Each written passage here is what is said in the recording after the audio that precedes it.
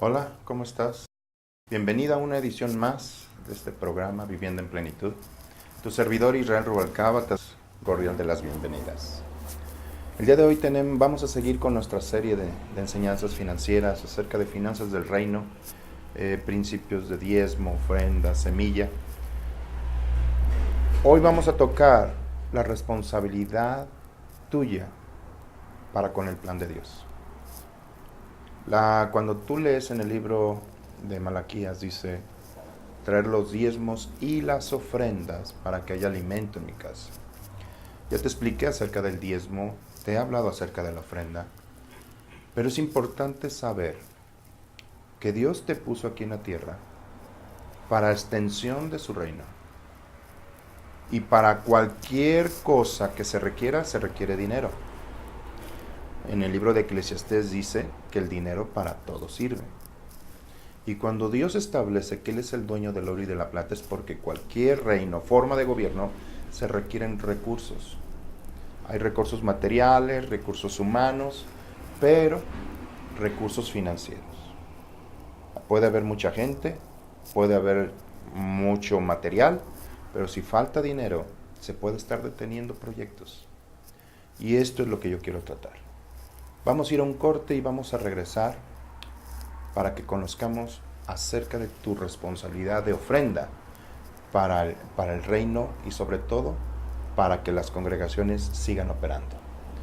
Regresamos.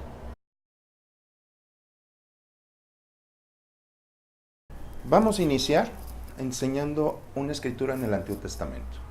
Yo ya te he explicado que las escrituras del Antiguo Testamento, en el libro de Romanos, capítulo 15, Pablo dijo que eran para nuestra enseñanza y consolación.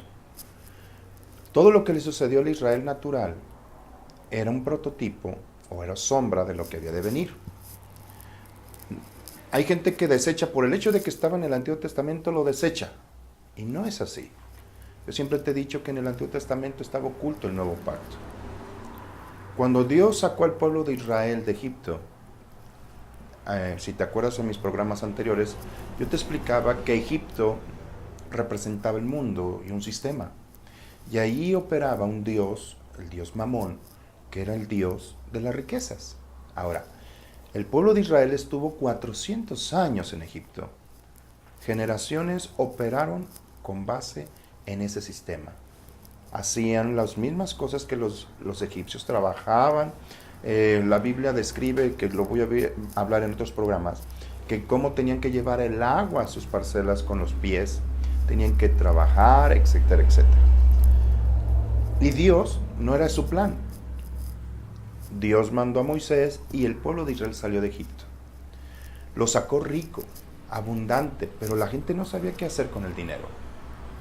Desde un principio, cuando Dios lo sacó de Egipto, lo sacó, dice que los mismos egipcios daban joyas para que se fueran. Despojaron completamente Egipto. Pero ese dinero, ¿para qué era el propósito? ¿Sí? ¿Era para que cada uno se enriqueciera? No, tenía un propósito santo. En el capítulo 25 de Éxodo, Dios le dice a Moisés, pide ofrenda voluntaria, que cada quien dé de acuerdo a su corazón. Y ahí viene lo que él pedía. ¿Por qué? Porque iba a ser un tabernáculo, un lugar de reunión, un lugar donde se iba a impartir palabra, enseñanza. El tabernáculo representa ese contacto de Dios con la gente. Dice la escritura que todos traían ofrendas, cada mañana traían ofrendas, a tal punto que se juntó tanto que algunos le dijeron a Moisés, deténlo, que ya no traigan más, y cometieron el error de detener al pueblo. Ese era el propósito. El propósito de las riquezas no nada más es para que tú las disfrutes, que es parte. Dios te da todas las cosas en abundancia para que las disfrutes, pero el propósito primario es que el reino sea extendido. Ahora bien, en el desierto, Dios le dijo a Moisés acerca de la responsabilidad del pueblo para con el tabernáculo. Si tú lees Éxodo 30, a partir del versículo 11, está la ofrenda para la redención. Dice, cuando tú tomes el censo, a todos los que ya puedan ir a la guerra o que tengan capacidad de generar o de trabajar. Todos tienen que pagar se puede decir el impuesto o la ofrenda para el santuario.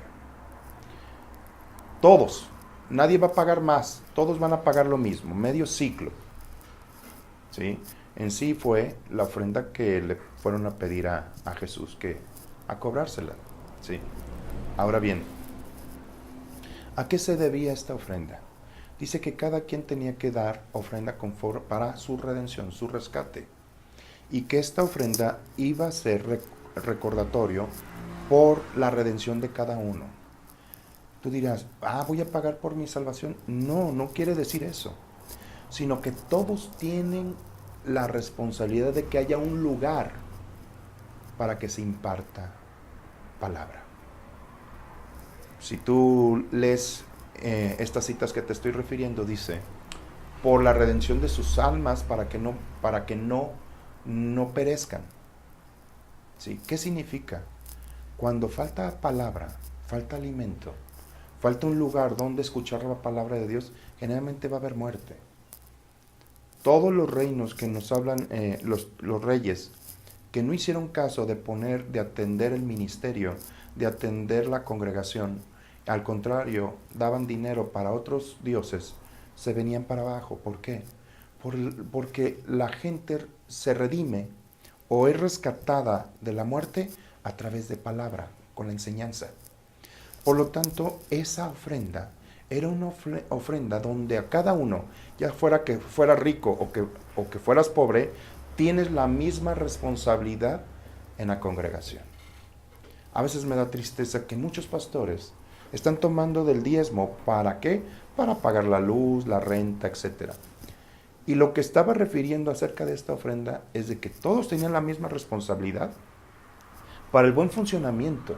Esa ofrenda era dedicada al buen funcionamiento del tabernáculo, para todo lo que se requiriera, ya sea comprar artículos de higiene, no sé, una remodelación. Todo es una ofrenda para que el tabernáculo no se cerrara. Hay lugares donde la congregación tiene que cerrar porque no se pudo pagar o la renta o la luz. ¿Por qué? Porque la gente piensa que el pastor tiene que ser el que pague eso. Y no era así. Es más, la escritura dice que eran los sacerdotes los que recibían. ¿Sí? Ellos se dedicaban ahí. El sacerdote no tenía la obligación de mantener ese lugar con sus propios recursos, sino que era el pueblo en general el responsable de que no faltaran recursos para ese tipo de cosas. Con esta enseñanza de Éxodo 30, lo que te está diciendo es la responsabilidad tuya para con la gente. Tú dirás, no, yo no quiero dar, pero de todos modos acudes y estás escuchando una palabra. Sé agradecido con Dios y entra en su mismo proyecto, porque Dios, la escritura dice, si tú lees en el libro de Hebreos, dice que estamos en el llamamiento celestial, una invitación celestial a participar del cielo. Un socio tiene parte de responsabilidad en las cosas del reino. Y Dios en el Antiguo Testamento les estaba explicando eso al pueblo de Israel. Aunque tengas mucho o aunque no tengas mucho, de todos modos tienes la misma responsabilidad del que tiene mucho, de que los gastos, necesidades de la congregación, del edificio, de los artículos no falten. Es por eso que dice, nadie dará más ni nadie dará menos. No porque tengas mucho. A veces decimos que el hermano fulano de tal, que es el que tiene mucho dinero, que él es el que pague. No. Todos tienen la misma responsabilidad. Si tú no has generado financieramente, no has crecido, es porque te faltan estos principios. La escritura en el libro de Deuteronomio dice que Él nos ha dado el poder de hacer riquezas. Y eso es lo que te estoy tratando de enseñar. Son principios para toda congregación. Ya te había explicado que la ofrenda es un principio del corazón de amor y de fe. De esta manera tú estás entregando esa dádiva hacia arriba, ¿sí? Honrando a alguien. Por lo tanto, cuando tú das la ofrenda, es una ofrenda que no es lo que me sobró. Es la misma responsabilidad. Que el pastor, no sé, pregúntale al pastor cuánto se paga de renta y toma parte de eso. A veces piensas, no, pastor, pague lo del diezmo. Yo ya te había explicado que el diezmo es la heredad de los ministros. Sí, es la heredad de los ministros. Por lo tanto, este tipo de ofrendas, eso es lo que hace. Que todos tengan la misma responsabilidad de hacer que la congregación esté funcionando correctamente y que no le falte nada de recursos. Si vamos bien, hay algunas otras escrituras que se refieren al respecto. O sea, ¿te acuerdas de Elías, que fue sustentado por la viuda? Dice la escritura que Dios mandó a Elías con una viuda. Esta viuda tenía un hijo y escuchó que Dios le dijo, va a venir un predicador, va a venir un profeta y lo vas a sustentar. Esta mujer nada más tenía un poquito de harina y un poquito de aceite y se puso a hacer pan. Cuando vino el profeta le dijo, ¿qué es lo que estás haciendo, mujer? Dice, estoy preparando pan y ya después de esto ya no me queda nada y solamente nos resta morir. El profeta dijo, bueno, bien haces ese pan, pero antes me vas a dar a mí y después vas a comer tú y tu hijo. Y cuando tú pongas primero el reino de Dios y su justicia, no va a escasear ni la harina ni el aceite. Esta mujer aplicó estas verdades. ¿Cuántas veces decimos, no, es que yo me voy a quedar sin nada, y dejas a un lado la responsabilidad de que haya enseñanza? Esta era una mujer que ni siquiera era judía, y esta mujer operó en un principio sabio. Era más importante que hubiera un predicador que me enseñara cómo transmitir el evangelio.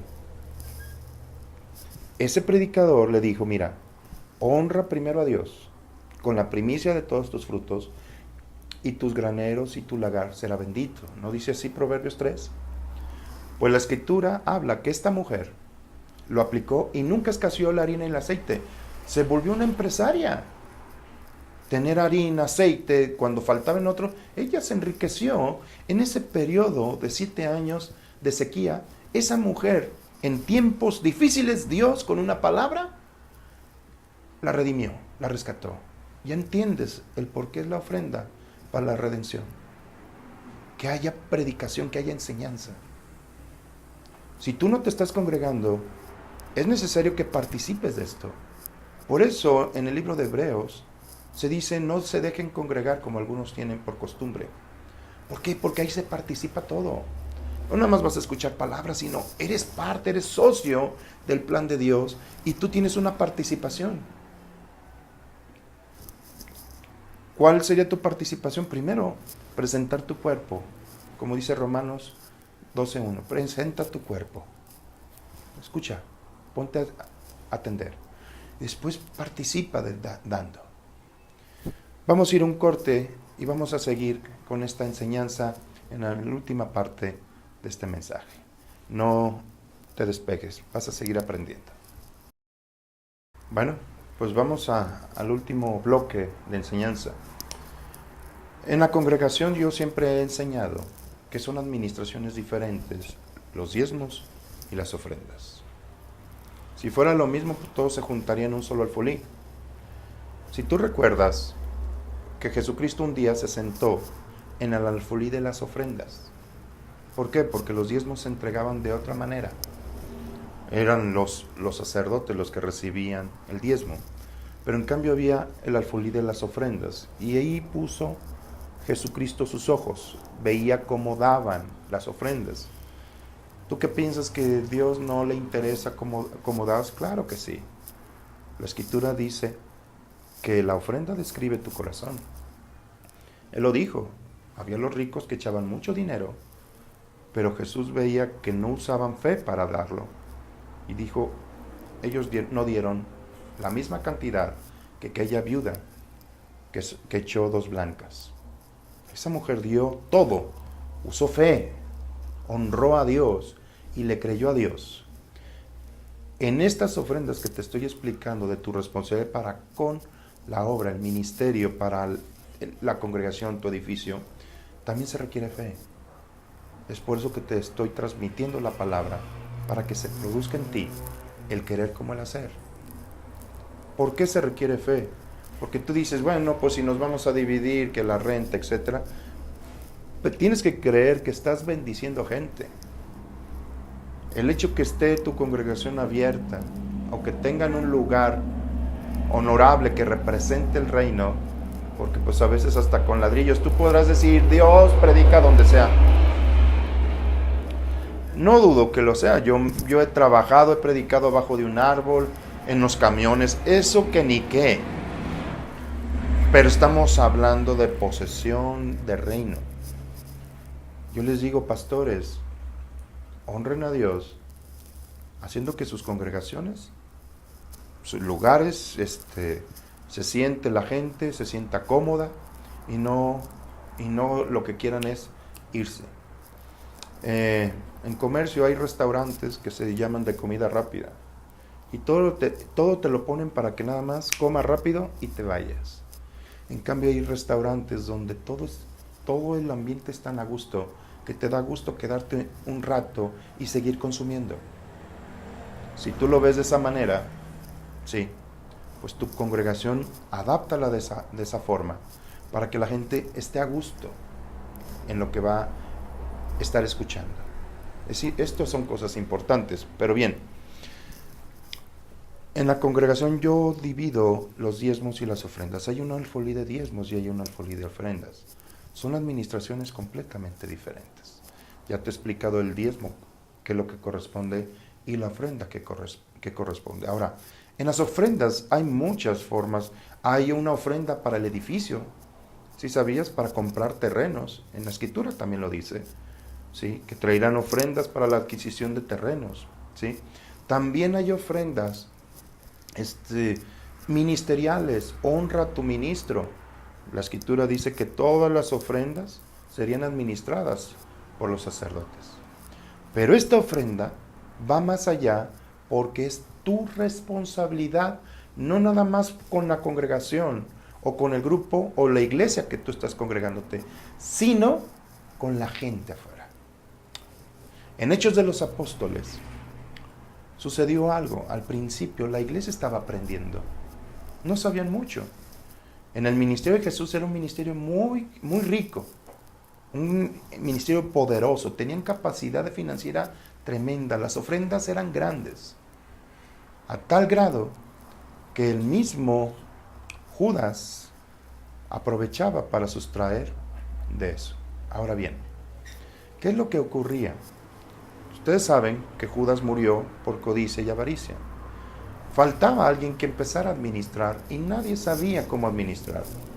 De repente Dios levantó un hombre llamado Bernabé. Yo quiero hablar acerca, puede ser que lo recibas o no lo recibas. Este Bernabé era aquel joven rico que un día le pidió a Jesucristo que lo que necesitaba para ser salvo. Tenía grandes riquezas y todo eso. Y Jesús le dijo, cambia tu forma de operar tus riquezas. No le dijo que se quedara pobre. Le dijo, ahora todos tus negocios hazlo para que los pobres sean alcanzados. Esa es la verdadera enseñanza. No como muchos que tienen empresas, terminan regalándolo, malbaratándolos que para dedicarse al ministerio. No, lo que Jesús le estaba diciendo, enfoca tus riquezas a otro punto. Vamos a alcanzar a la gente con tus riquezas. Ese joven dice que se fue muy triste, se fue pensativo, pero yo creo que como Jesús lo había amado, ese joven después vino a ser trascendente, y Bernabé, que así se le puso, el hijo de consolación. ¿Por qué? Porque resolvía problemas de mucha gente con problemas de deuda. En aquellos tiempos la iglesia fue perseguida, muchos quedaron sin trabajo, etc. Y Bernabé utilizó las riquezas para bendecir a ellos. ¿A quién iba a utilizar para ser tesorero? Pues al que sabía qué hacer con las riquezas. Ya había habido uno que le estropeó, Judas. Entonces Bernabé empezó a operar, y dice la Escritura que la gente la iglesia empezaba a poner todo en común. no significa que quedaban y que se quedaba ahí, no. Significa, mira, yo tengo un carro, utilízalo para lo que se requiera. Yo tengo una casa, o si hay que mandar una ofrenda de ayuda a tal lugar, yo tengo esto, todos tenían una actitud de dar.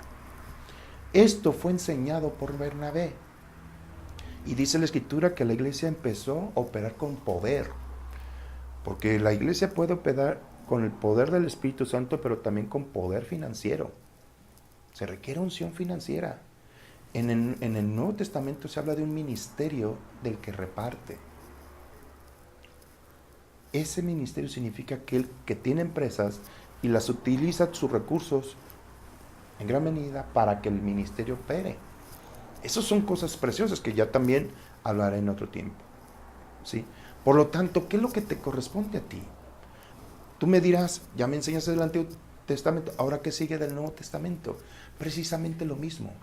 En el Antiguo Testamento tenía que ser por obligación porque el pueblo, su corazón estaba endurecido. En este tiempo tiene que ser producto de tu fe, de la fe, de lo que estás escuchando ahorita y que se está produciendo, en que tú pongas tu atención en bendecir la gente. Y para ello, lo primero que se requiere es que haya lugares que se transmite la palabra. Acordémonos cuál fue la causa de que en el tiempo de Abraham y en tiempo de Isaac hubiera grandes hambres. Abraham habría pozos de agua, que representa congregaciones, y otro rey se dedicaba a taparlos. ¿Qué es lo que vino posteriormente en tiempo de Isaac? Una gran hambre. Cuando Dios hizo un milagro tremendo y le enseñó a Isaac a sembrar, ¿sí?, que cosechó el 100 por 1, Isaac posteriormente, que se hizo muy poderoso, se dedicó a abrir pozos. Primero los pozos que había abierto su papá, y empezó a abrir otros pozos más para bendecir a la gente. Esto es lo importante. Esta ofrenda que te estoy explicando es precisamente eso, para que las congregaciones haya en todos lados.